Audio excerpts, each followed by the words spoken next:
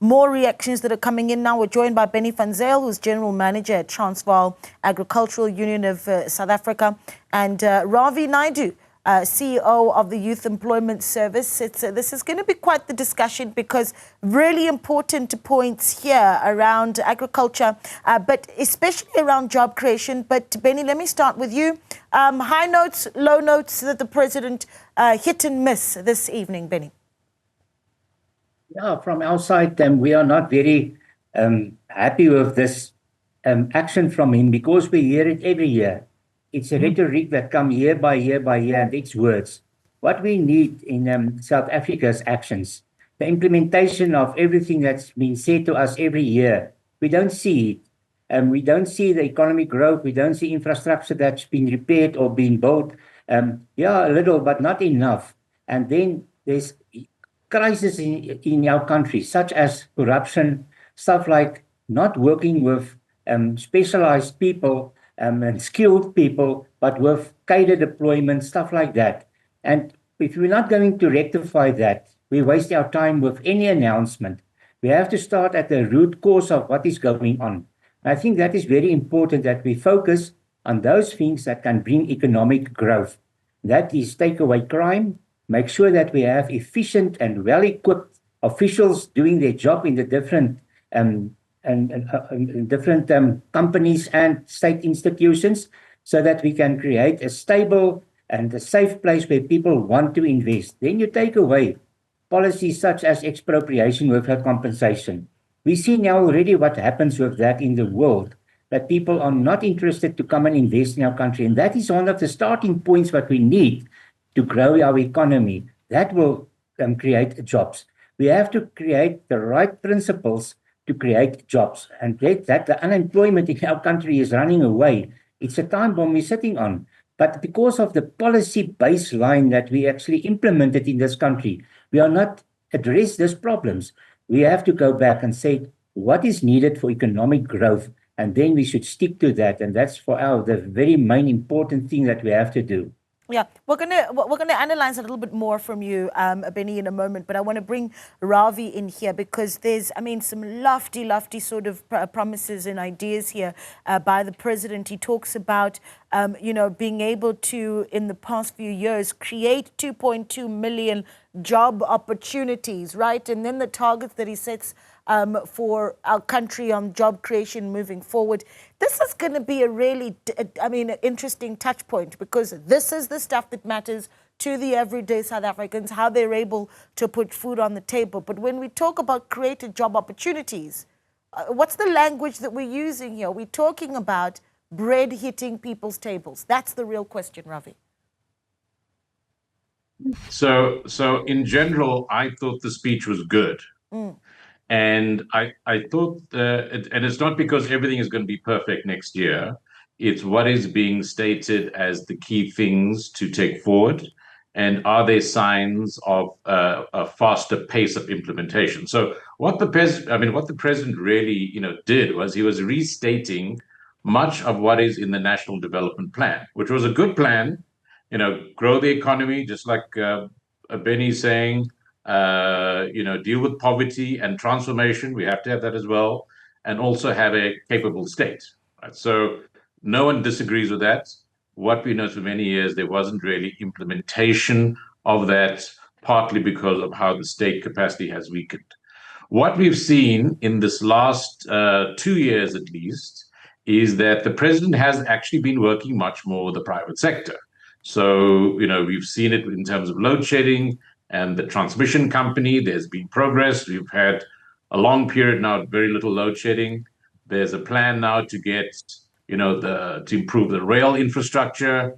There's a plan with business to deal with crime. And I think the president referred to some of what you call lofty, but some of the programs with the private sector on youth employment, and we can debate the numbers. And, 2.2 million seems like a lot. It's not that much over the years, but anyway, the point is whether or not there's progress in terms of the government having partnerships to drive implementation.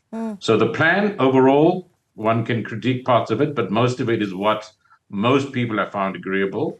It's really been around the implementation of it. And I think while I would disagree with what was said on expropriation of land with the last commentator, because I don't think that's really happening.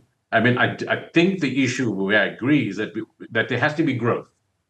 There has to be economic growth, which means we need power, we need rail, we need to deal with things like crime. Those are the key things that will unlock jobs. Yeah. At the same time, we have to make improvements in things like education and skills and special programs for youth so they can get in. So there is incremental progress in many of these areas. So I think we should also just give credit for those as well. Yeah, and I think I'm glad that you raised the issue around expropriation, because a lot of the global debate now has been on that last part and the argument around whether or not it is no compensation. And certainly not the discussion that we're hearing from government as to what we're seeing taking place here. But I want to bring in other points that have been raised by the President, Bennie. He talks about 100 billion rand in infrastructure investment that is being sought from international investors. I think that's important, because what it does is the President has talked about infrastructure projects, for instance, that then are able to feed into our water systems, which is incredibly important for the agricultural sector. He's talked about us being able to, in the past year, I suppose, get a real grip on load shedding, mentioning the 300 days, and then, of course, that little moment where we had that 2 days of load shedding quite recently. Are those bits and pieces that are optimistic for the agricultural sector? Well, for sure, from the agricultural sector, there's crucial issues that we need to being rectified, such as infrastructure. Water is a crucial issue for the whole of South Africa, but especially for us in the agricultural sector. We cannot use polluted water, and we cannot use water if it's not available, because the infrastructure to bring the water to the farms are not there anymore. And then electricity is for us crucial, especially to keep our cold chain and our irrigation systems and stuff running. Otherwise, it's a huge loss of produce, and that's not acceptable because your profitability is down the drain. So that's crucial. My question at this stage is, we make these announcements, but if we are honest with each other, the same announcements was made last year and the year before and the year before. And the implementation, as we hear from Ravi as well, is not there.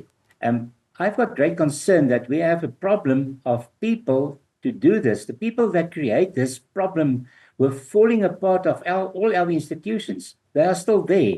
Who will the people be to implement this? We still have this tender fraud. We have this corruption. And therefore, I think we have to go back to the roots. And he mentioned tonight, yes, we are going to address corruption.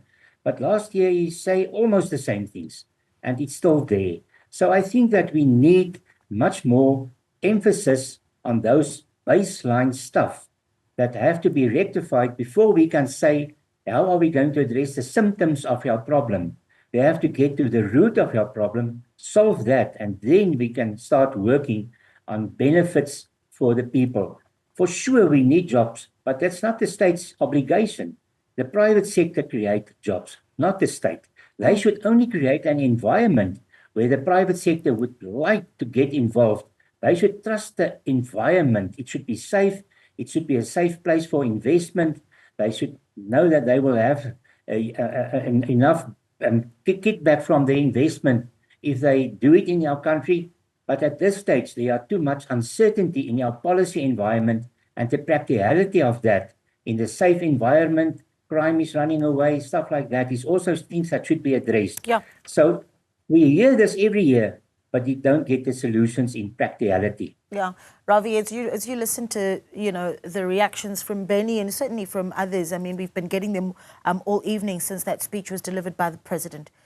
There's also, I get the picture that the President, to some extent, also it being a call to action, that speech, right, and saying, well, this is the moment for partnerships. I mean, as part of that SONA, he's also reached out to private sector, for instance, and said, use the job portals that we do have to find the young people that are looking for opportunities. And I'm keen to hear what you think about whether or not that collaborative effort to deal with the inequality issues is there from public and private sector to say, well, here's the portal where young people are that are looking for jobs. Are you coming to where they are?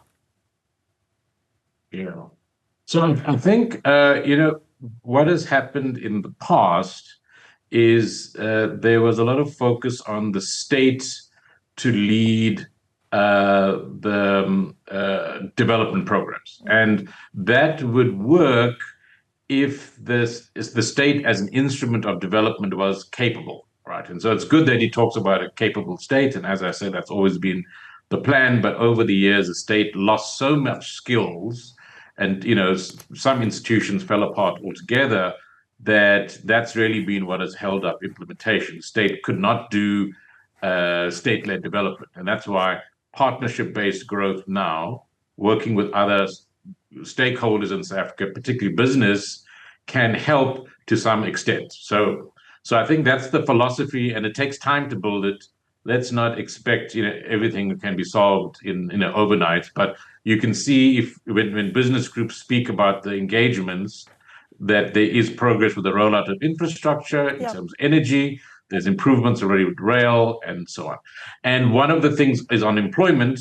And there again, there's been collaboration to have these portals, and there's millions of young people who, for instance, in the programs I deal with, who are on these portals, so they can find job opportunities without paying, taking expensive transport, or some of them are data free and so on.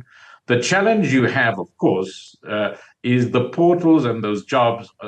Those processes must link to job opportunities that exist in the marketplace. Just like one other point, briefly, Ravi, is key. Yes, is that there is a mismatch between the kind of skills and experience that employers want, and the fact that youth haven't really had the work experience and training to take those jobs. So there's also an attempt to try to very fast track at least the first experience for young people to take these opportunities as they come alive. Yeah, Ravi Naidoo there highlighting the work that needs to be done.